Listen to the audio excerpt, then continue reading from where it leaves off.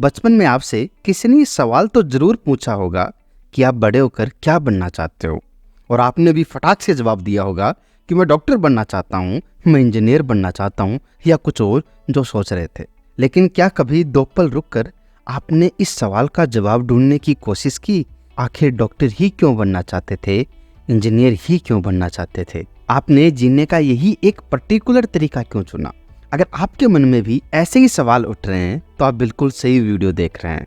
Simon सिनेक और David Mead की बेहतरीन किताब फाइंड योर व्हाई की ये समरी आपके सारे सवालों के जवाब ढूंढने में आपकी मदद करेगी।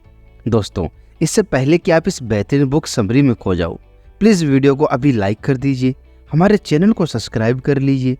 अगर आपको इस वीडियो से थोड़ा बहुत भी नॉलेज मिले तो अपने दोस्त के साथ इस वीडियो को शेयर जरूर करिएगा।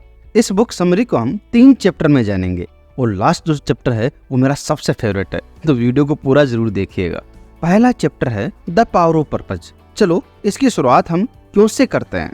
अगर मैं आपसे पूछूं कि आप सुबह क्यों उठते हो, आप रोज काम पे क्यों जाते हो, या ऑफिस में रोज मीटिंग क्यों करते हो जो आपको पसंद भी नहीं है, आप रोज जो ये कर रहे हो वो क्यों कर रहे हो, आपका जवाब क्या है?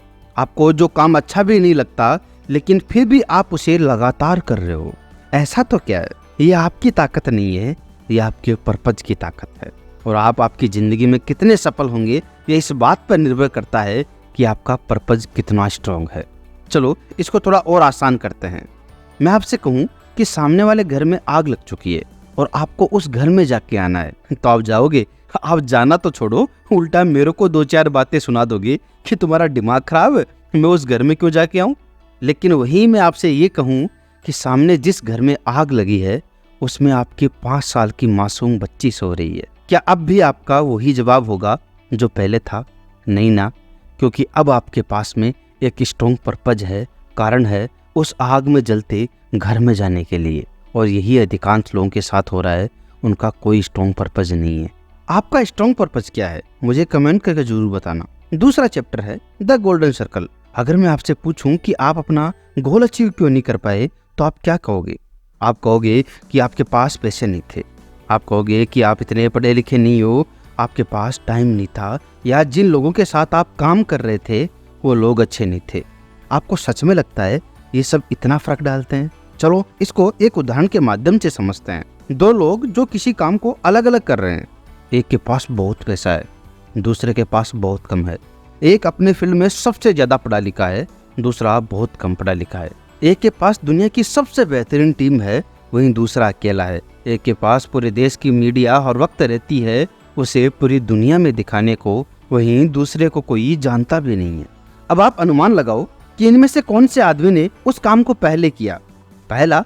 नहीं मेरे दोस्त, उस काम को दूसरे आदमी ने पहले किया। अब आप सोच रहे होंगे कि ये कैसे हो सकता है? हो सकता नहीं मेरे दोस्त, ये हो चुका है। और उसमें से पहले आदमी का नाम था सैमुअल लेग्यू, वहीं दूसरे आदमी थे राइट ब्रदर्स, जिन्होंने सबसे पहले हवाई जहाज का निर्माण किया था। सैमुअल को वार डिपार्टमेंट के द्वारा $50,000 मिले थे इस काम के लिए। वो अपने फील्ड में एक्सपर्ट था, उसके पास दुनिया भर से बेहतरीन लोगों की टीम थी, वहीं मीडिया हर वक्त कवरेज के लिए उसके पास रहता था। वहीं राइट ब्रदर्स के पास तो ऐसा कुछ नहीं था, लेकिन फिर भी उन्होंने ये करके दिखाया, हवाई जहाज उड़ा के दिखाया। मतलब कुछ तो ऐसा था जो इन सब चीजों से ज्यादा इंपॉर्टेंट था। और ये सब हम एक्सप्लेन कर सकते हैं द गोल्डन सर्कल से। इस गोल्डन सर्कल में 3 पार्ट होते हैं, व्हाट, हाउ और व्हाई।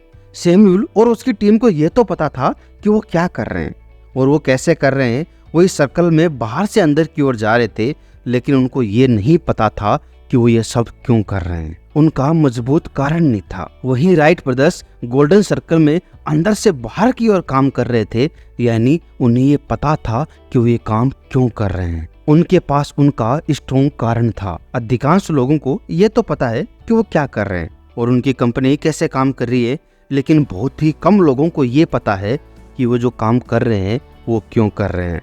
अब आप यहाँ पैसे को और प्रॉफिट को वाई समझने की गलती मत करना। एक स्टडी से पता चला है कि 80% लोगों को यही नहीं पता कि वो अपनी जॉब क्यों कर रहे हैं, और कुछ नहीं, वो सिर्फ पैसे के लिए काम कर रहे हैं। तीसरा चैप्टर है डिस्कवरी और वाई।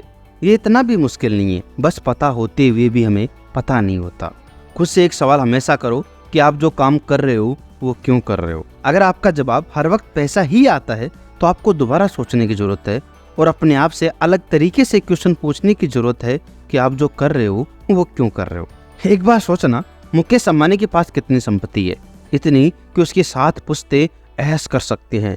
खुद 60 साल का हो गया लेकिन फिर भी लगातार काम कर रहा है। उसे ऐसा तो क्या मिल गया, क्योंकि मुकेश अंबानी के जीवन का उद्देश्य सिर्फ पैसा कमाना ही नहीं है। आप भी अपने आप से ये पूछ सकते हैं कि आपको वो कौन सी बात लगती है जिसके लिए आप दिन रात काम करने के लिए तैयार हो। वो अपना नाम बढ़ाना हो सकता है, वो दूसरों की हेल्प करना हो सकती है, अपने परिवार को एक बेहतरीन जिंदगी देना हो सकती है। आपका पर्पज क्या है, आपके जीने का उद्देश्य क्या है, आखिर आप जी क्यों रहे हैं? इसको और विस्तार से जानने के लिए आपकी जो स्क्रीन पर जो वीडियो आ रहा है उस पर क्लिक कीजिए।